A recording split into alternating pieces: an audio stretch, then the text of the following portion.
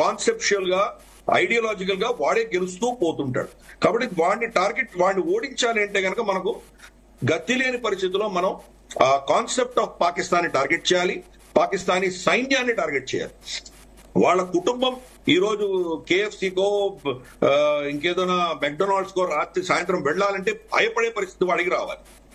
వాడు ఆ దేశంలో ఉండడానికి వాడికి కార్డు వణకాలి. అటువంటి పరిస్థితి తెచ్చిన రోజే మీరు వాడిని కంట్రోల్ చేయగలరు.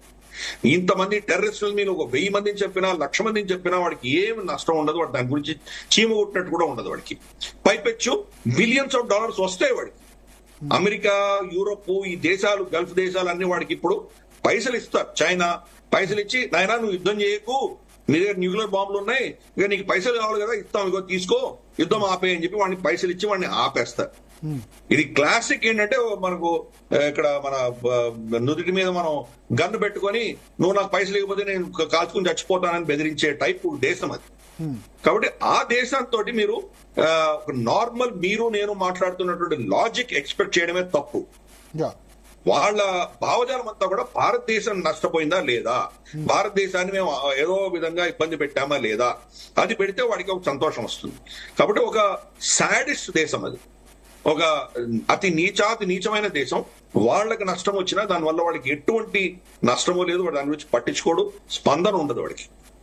వాళ్ళ ఆర్మీ చీఫ్స్ అందరూ కూడా, మాజీ ఆర్మీ అధికారులు అందరూ కూడా ఎవరు కూడా పాకిస్తాన్ లో లేరు.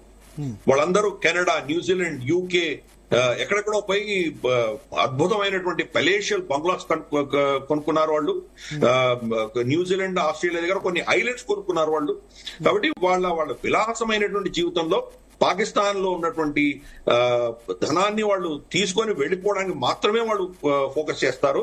పాకిస్తాన్ అంటే వాళ్ళకి పట్టదు. అది ఓన్లీ వాళ్ళ విలాసాల కోసం వాడుకోవడానికి మాత్రమే కావాలి. భారతదేశం మీద హేట్రెడ్ తీసేస్తే పాకిస్తాన్ సైన్యానికి అంత పైసలు అక్కర్లేదు. ఆ పైసలు అక్కర్లేకపోతే పాకిస్తాన్ ఆర్మీ కొలాప్స్ అవుతుంది. పాకిస్తాన్ ఆర్మీ కొలాప్స్ అవుతే పాకిస్తాన్ కూడా ఉండదు. అందుకని భారతదేశం పట్ల వాళ్ళకు వ్యతిరేకత ఉంటేనే పాకిస్తాన్ సైన్యం గెలుస్తుంది. వాళ్ళకు భారతదేశంతో అప్పుడప్పుడు ఇటువంటి యుద్ధం అన్నటువంటి బెదిరింపులు లేకపోతే పాకిస్తాన్ ఉండదు. అందుకోసం వాళ్ళు చేస్తూనే ఉంటారు వాళ్ళు. అందుకనే మనం వాళ్ళతో యుద్ధం చేయట్లేదు. ఇప్పుడు కూడా నేను మళ్ళీ రిపీటెడ్ గా చెప్తున్నాను, ఈ రోజు దాడులు కూడా యుద్ధం చేయట్లేదు. మనం పాకిస్తాన్ ఆర్మీతో యుద్ధం చేయలేదు, పాకిస్తాన్ దేశంతో యుద్ధం చేయలేదు. టెర్రరిస్టులు మాత్రమే టార్గెట్ చేశాం. దాన్ని ఎస్కలేట్ వాడు చేస్తే దానికి మనం రెస్పాన్స్ ఇస్తాం. కానీ మనం డైరెక్ట్ గా వాడితో యుద్ధం ప్రకటించట్లేదు. అందుకని మన principle no war no peace. మనం యుద్ధం ప్రకటించము, వాడిని శాంతిగా ఉండనివ్వము. ఇటువంటి స్ట్రాటజీ మనం అవలంబిస్తున్నాము. అష్ట దిగ్బంధనం చేస్తున్నాం, అన్ని విధాలా వాడిని టైట్ చేసుకుంటూ వెళ్తున్నాం మనము. కాబట్టి ఇప్పుడు వాడే గతిలేని పరిస్థితిలో మన మీద యుద్ధం ప్రకటించి మన మీద దాడులు చేసేటువంటి పరిస్థితి వచ్చిందంటే ఇంకా ఆఫ్ కోర్స్ ఇంకా మనల్ని ఆపేవాళ్ళు ఎవరు ఉండరు. అన్ని దేశాలు కూడా మన పక్షాన్ని నిలబడతాయి.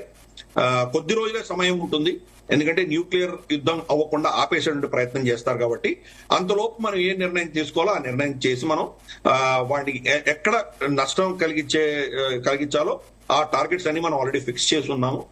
కానీ నేను ఇందాక చెప్పినట్టు వాడికి దెబ్బ తగిలినా ఒక 10 ఏళ్ల తర్వాత మళ్ళీ లేచి నిలబడేటువంటి పరిస్థితి వాడికి ఉంటుంది.